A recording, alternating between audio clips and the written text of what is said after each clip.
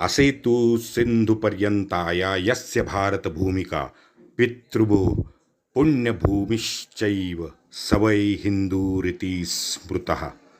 मित्रों, हमारे भारत भू का सच्चा इतिहास आपके समक्ष रखने का ये हमारा प्रामाणिक प्रयास है। आपकी सहयोग की अपेक्षा है। जय श्री राम। योगेश अनंत काले का सभी सुनने वालों को प्यार भरा नमस्कार। मित्रों, हमारा अय्याश नशेड़ी जिसे लकवा मार गया, वो कैकोबाद का नाबालिग बेटा शमसुद्दीन को ताज पहना के पर्दे के पीछे से राजनीति करने की योजना सिंडिकेट की थी। अब ये राज्य करने की जो योजना है वो उल्टी पड़ गई। दरअसल हुआ ये कि दो तुर्की अशराफ थे, ऐतमुर कच्चन और ऐतमुर सुरखा। ये दोनों की और जलालुद्दीन खिलजी की बिल्कुल नहीं जमती थी, क्योंकि जलालुद्दीन खिलजी जो खून से तो तुर्की था लेकिन अफ़गानिस्तान में पैदा हुआ था, तो ये अशराफ लॉबी जो है, तुर्की लॉबी, ये उसे हीन दर्जे का पठान ही मानती थी। जलालुद्दीन तो बुलंदशहर का इत्तेदार था, तो वो इनके विरुद्ध खड़ा हो गया। जलालुद्दीन का निपटारा करने के लिए अब ये दोनों तुर्की सरदार निकल पड़े। खिलजी को इस चाल का पता चला और खिलजी बुलंदशहर से बहारपुर आ गया। बहारपुर क्यों? क्योंकि बहारपुर में ऐतमुर कच्चन बैठा था। ऐतमुर कच्चन का प्लान ये था कि खिलजी को चर्चा के बहाने शमसी महल बुलाना है और बुलाने के बाद उसे मार डालना है। हुआ उल्टा। अब ये खिलजी बहारपुर घुस गया। बहारपुर घुस के ये डायरेक्ट ऐतमुर कच्चन जो था उसके कैम्प में घुस गया और उसको और उसकी पूरी फौज को खिलजी ने काट डाला। ये बंदा बहारपुर से दौड़ा दिल्ली की तरफ। दिल्ली की तरफ जब वो आया तब उसके साथ उसके कई लड़के थे। दिल्ली में आके ये एतमार सुरखा का निपटारा उसने किया। तुरंत नाबालिग शमसुद्दीन को कब्जे में किया और उसके साथ तख्त पे बैठा, उसका संरक्षक बन के। कुछ दिन बाद शमसुद्दीन को मार के खिलजी खुद सुल्तान बन गया। ज़ियाउद्दीन बरनी अपनी किताब तारीख़ फिरोजशाही में लिखता है कि खिलजी के इस खौफनाक खबर से दिल्ली वासियों में हलचल थी। गोर, गरीब, अमीर, दुकानदार, रेडी वाले सब दिल्ली के गेट से बहारपुर की दिशा में जाने लगे। सबका लक्ष्य एक ही था, नाबालिग तुर्क सुल्तान को खिलजी से छुड़वाना। शहर के कोतवाल ने समझदारी दिखा के भीड़ को शांत किया और बदायूं गेट से लोगों को घर लौटाया। जलालुद्दीन ने दिल्ली का एक सरदार था, उसको कैकोबाद जो था उसको मारने की सुपारी दी थी। तो ये सरदार कैकोबाद के किलंगिरी का एरिया में उसका महल था, तो वो वहाँ गया और वो उसने अंदर जाके देखा तो वहाँ ये हमारा नशेड़ी कैकोबाद अधमरा आईने लगाए हुए रूम में पड़ा था। इसने कुछ हाथ पैर चलवाए और देखा कि ये तो शायद मर गया, तो इसको उठा के फेंक दिया। इस तरह से नशेड़ी कैकोबाद का अंत हुआ। खिलजी तुरंत दिल्ली नहीं आया, क्योंकि उसे मालूम था कि दिल्ली वासी और ये तुर्की सिंडिकेट सिर्फ तुर्की शासक ही चाहते हैं। बलबन के भाई का एक बेटा था, मलिक छज्जू। खिलजी ने चालाकी से मलिक छज्जू को कर्रा का अधिकार दे के दूर ढकेल दिया। ये सब बर्नी ने ही लिखा हुआ है। तवारीखकार फरिश्ता कहता है कि खिलजी 1288 में सुल्तान बना, लेकिन अमीर खुसरो अपनी मिफ्ताहुल फतह में लिखता है कि ये तारीख 1290 है। अब 88 है, 1290 है, पता नहीं। जलालुद्दीन के हरम में बहुत सारे बेटे थे, ये तो हम लोग जानते हैं। उसमें से 3 प्रमुख थे सबसे बड़े, जो उसका साथ निभाते आए थे। खान खानन, कादर खान और अरकाली खान।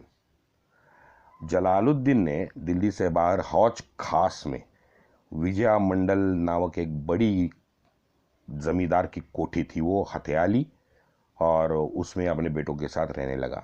तकरीबन 1-1.5 साल बाद ये खिलजी पुरानी दिल्ली के दौलत खाने में रहने लगा। अब बर्नी क्या लिखता है देखो, बर्नी कहता है कि 1-1.5 साल बाद पुराने दिल्ली के दौलत खाने में जलालुद्दीन रहने लगा और तख्त पे बैठ गया।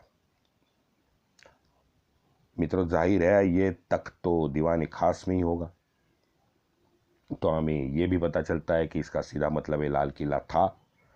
लाल किला था तो जामा मस्जिद भी थी, हाँ, 12 के 12 दिल्ली पुरानी दिल्ली के गेट भी थे। तो ये महिमा मंडन करने वाली जो गैंग है उनका झूठ अब हमारे सामने इस तरह आता है। 1 साल पूरा होते होते बलबन का इस जो भतीजा था मलिक छज्जू, वो मलिक छज्जू ने बगावत कर दी और ताज पे दावा ठोक दिया। अब दावा ठोक दिया तो बदायूं के पास 25 किलोमीटर बदायूं से दूर ये दोनों मोमिन फौज आपस में भिड़ गए। खिलजी के बेटे अरकाली खान ने मलिक छज्जू को कैद किया, लोहे के चेन से ऊंट के पीछे बांधा और घसीट के दिल्ली लाया। अब ये सुल्तानों की विचित्र मानसिकता देखिए, मेरी तो समझ में नहीं आती कि यूं है कि दिल्ली में मलिक के जितने भी काफिर फौज थी, यानी हिंदू कुछ उसमें सैनिक होंगे पता नहीं, उनको तुरंत इसने कटवा डाला और जो फौज में सच्चे मोमिन नमाजी थे उनको सुल्तान ने छोड़ दिया। चलो ये तो समझ आया, आगे देखो। मलिक छज्जू को सुल्तान ने मुल्तान भेजा, जहां खिलजी ने मुल्तान में मलिक छज्जू के ऐशो आराम का हर उसको मौका प्रदान किया। अब मलिक के आने से पहले मुल्तान में मलिक का हरम भरा पड़ा था। भाई क्या बात है। और ये दोगलापन बर्नी दोनों का ढोल बजा के वो कहता है अपनी पुस्तक में। छज्जू को कर्रा से हराने के बाद में जलालुद्दीन ने अपने भतीजे, जो उसका भाई था, जो जमाई भी बन गया था, उसको कर्रा का इख्तिदार बना दिया। उसका नाम था अल्लादीन। इस पाताल यंत्री को देखो, बिकॉज मलिक छज्जू ने जो पहले बगावत की थी वो बगावत में अलाउद्दीन भी शामिल था पीछे से। और क्यों? क्योंकि वो बताते हैं कि वो अपनी पत्नी और पत्नी की माँ उससे नफरत करता था, यानी जलालुद्दीन चचा की बेगम और जलालुद्दीन की बेटी से अलाउद्दीन बड़ा नफरत करता था। वैसे भी दिल्ली के सुल्तान के विरुद्ध बगावत का बिगुल बजना ये तो अब नई बात तो थी नहीं, ये तो कस्टम बन गया था। तो इस बार एक धर्मांतरित सूफी खूनी दरवेश बाहर आ गया, सिद्दी मुल्ला। और ये सिद्दी मुल्ला के साथ में एक जलाल कज़ानी के नाम से कोई था। इन्होंने योजना बनाई कि सुल्तान जब जुम्मे की नमाज को आएगा तो उसको काट डालेंगे। लेकिन ये खूनी सूफी दरवेश साला पागल था।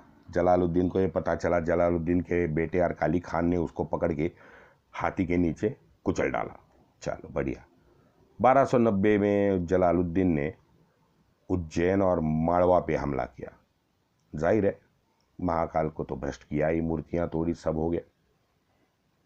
बाद में ये मुड़ा रणथंबोर में। अब रणथंबोर की पहाड़ी में घुस गया तो उस बंदे को मालूम ही नहीं था क्या होने वाला। वहीं हुआ, राजपूतों ने हार के भगा दिया। तो ये तो वापिस आने के बाद ढिठाई से क्या कहता है?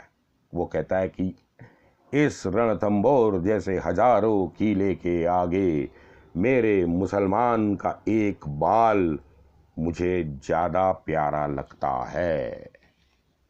हाँ, क्या बात है। 80 साल के बुड्ढे की ये इस्लाम प्रेम देखो, उम्मा का प्यार देखो। लेकिन ये नहीं बताता कि रणथंबोर में उसके हजारों इस्लामी मोमिन मुजाहिद की दाढ़ी और उनका सर दोनों राजपूतों ने मुंडवा लिए थे। 1292 में बलाढ़ मोगल क्रूर कर्मा हलाकू, इस हलाकू का एक ग्रैंडसन था अब्दुल्ला, ये पंजाब में घुसा। अब पता नहीं, मानना पड़ेगा, क्योंकि ये पीटी हुई मार खाई हुई खिलजी की जो फौज है, इन्होंने मुगल को बढ़ने से रोक दिया, ये तो सच बात है। उसके बाद बर्नी लिखता है कि 3-4 महीने के बाद खिलजी ने अपनी बेटी का निकाह चंगेज खान के ग्रैंडसन उलग से कर दिया। अच्छा, तो ये राजकारण है, वो अभी भी चलता है। जलालुद्दीन उसी साल मांडवगढ़ घुस गया, मांडवगढ़ को तहस नहस किया। और ये अपने हमारे भांड कथाकार वहाँ का लिखते हैं कि मोमिनों ने मांडवगढ़ के इलाके में खूबसूरत इमारतें बनाने का काम किया। मोमिन और इमारतें, ये खाना बदोश भिखमंगे ये इमारतें कब से बनाने लगे? चलो, हमारे कथाकार तो लिखते ही रहते हैं। और जलालुद्दीन को तो अब नए बैंक का पता चला था। बैंक का नाम था महाकाल मंदिर उज्जैन। सीधी बात है भाई, रणथंबोर के पहाड़ी में मार खाने क्यों जाना? हाँ, ये हमारी बैंक है उज्जैन महाकाल मंदिर नामक। बैंक में जाओ, लूटो, सुख पाओ। वहाँ पैसा भी खूब मिला। और नबी ने कुरान में जो फरमान दिया था वो भी पूरा हुआ। काफिर जहां भी दिखे तुम मार डालो। कुरान 9.5 आप पढ़ लो, मजे कर लो। कुछ समय बाद एक घटना घटी, बिल्कुल अपने कराची वुड की जो स्टोरीज होती है वैसे। अब हुआ यूं कि जलालुद्दीन को पूछे बिना या बताए बिना ये अलाउद्दीन पैसे की लालच से पहली बार दक्खन में देवगिरी में घुस गया। देवगिरी के किले पे आक्रमण किया। न भूतो न भविष्यति लूट मिली, न भूतो न भविष्यति। वो लूट लेके शान से कर्रा लौटा। अब जब जलालुद्दीन को ये खबर मिली तो वो भी झूमने लगा। तुरंत अलाउद्दीन को दिल्ली बुलाया, लेकिन अहंकार के नशे में डूबा ये अलाउद्दीन राजी नहीं हुआ। कोई बात नहीं, ससुर जी तैयार हो गए अपने जमाई का सम्मान करने के लिए। जलालुद्दीन कैरा किले निकल पड़ा, लेकिन बीच रास्ते में आ गई गंगा मां। तो फौज को एक तीर पे छोड़ के जलालुद्दीन कुछ साथियों को लेके बोट में बैठा और दूसरी छोर आया। कहते हैं कि बीच पानी में जलालुद्दीन ने अल्लाह को थैंक्स बोला। क्यों? क्योंकि उसको बहुत लूट मिली थी और उसने अपने भतीजे जो जमाई भी था उसके लंबे उम्र की दुआ मांगी। जलालुद्दीन ज़मीन पे आया, शामियाने में घुस गया।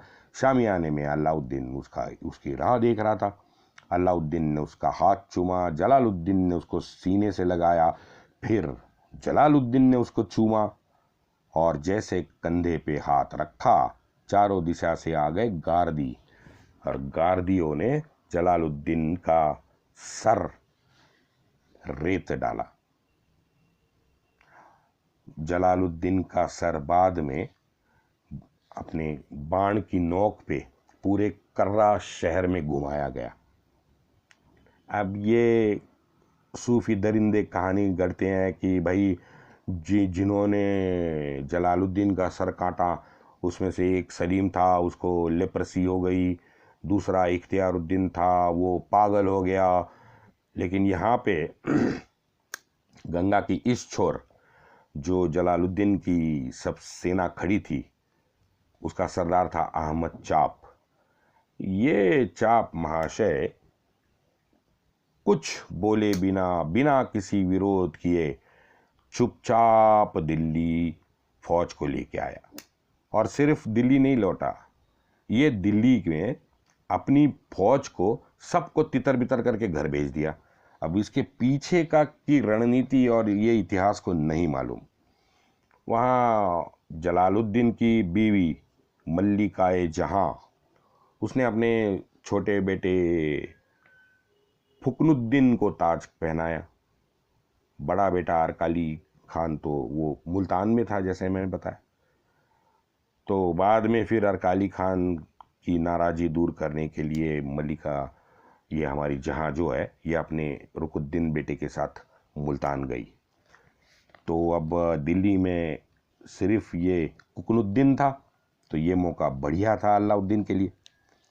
अलाउद्दीन अपनी फौज लेके चढ़ाया दिल्ली पे, सीधा घुस गया दीवाने खास, कत्ल करवा के सुल्तान बन गया। अब इस दरबार में अमीर खुसरो भी था, जिसे सदियों का महाकवि वगैरह वगैरह वगैरह जो भी है उसके नाम से उर्स तो होता है, बड़ा बना दिया। जिसकी कब्र पड़ी है दिल्ली के हुमायूं के कब्र के पास। दीमक साला, दीमक था दीमक। मात्र सीमित प्रतिभा वाला राज दरबारी भांड था अमीर खुसरो।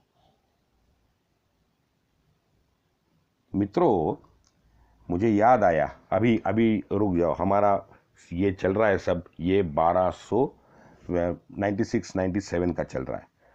तो इसी थोड़े से 20 साल अगर पीछे गए तो दक्कन में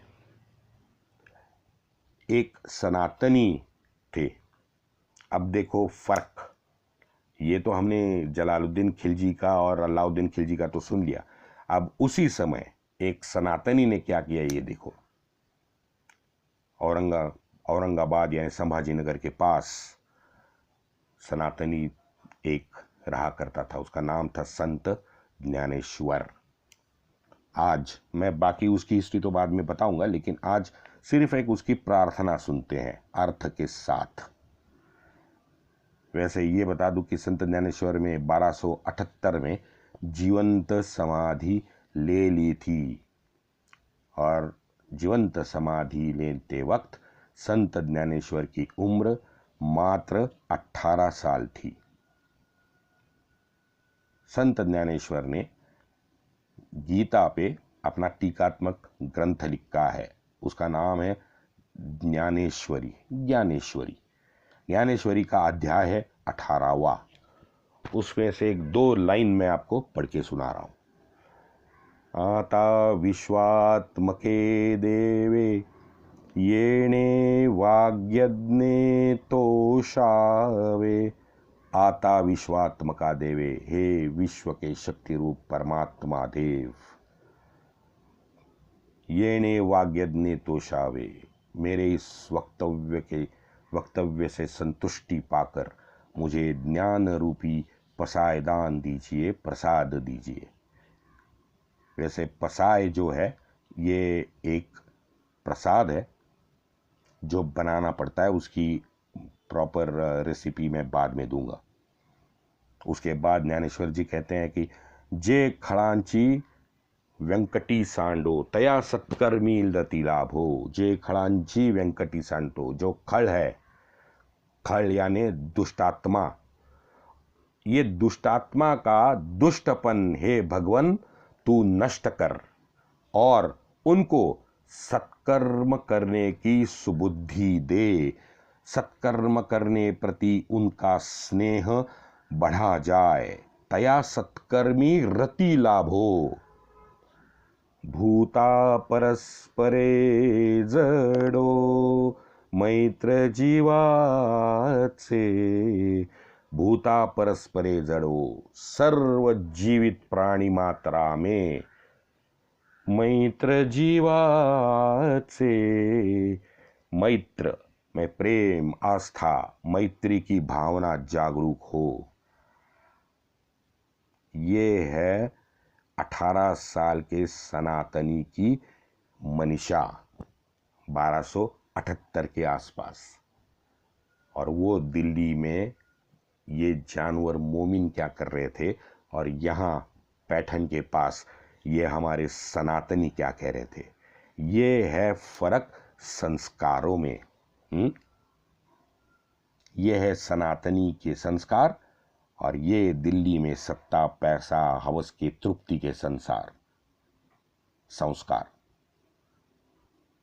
और यहाँ सनातनी कहते हैं हमें क्या चाहिए, बस आनंद चाहिए, स्वानंद चाहिए, सत्कर्म, प्रेम, आत्मा का परमात्मा से मिलन चाहिए, उसकी प्रामाणिक इच्छा सनातनी जताते हैं। वहीं 13वीं शताब्दी में, और वहीं 13वीं शताब्दी में दिल्ली में आपने देखा ये रक्त पिपासु भेड़ियों का खेल। और इन जानवरों से हमें जोड़ना चाहते हैं। शर्म नहीं आती सनातनी को? इन जानवर मोमिन से आप जोड़ते हो। औकात क्या है इन भेड़ियों की? हाँ, गंगा जमुना तहजीब कहते हो। मैंने आपको वो रजिया बेगम की और कटलक खान की, हाँ, वो स्टोरी आपने सुनी है ना। कटलक खान की हमने जमुना भी देखी है और जलालुद्दीन की गंगा भी देखी है। तहजीब तो साला 640 से हम तहजीब आज तक देख रहे हैं।